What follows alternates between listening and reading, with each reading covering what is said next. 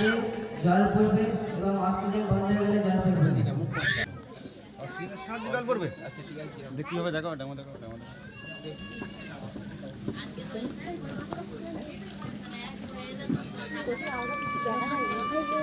পড়ছে তো জল। ঢাকনা খুলতে মানে ব্যাপারটা ইনি কি করেছে, এই চিপিটা বন্ধ থাকলে জল পড়বে না, আর চিপিটা খুলে দিলেই জল। খুব সহজ পদ্ধতি করেছে, আমরা ব্যবহার করতে পারি এটা। Easy way. তুমি কি প্রসেস ফলো করছো? নিজেই বানিয়েছো? ইয়েস বলো।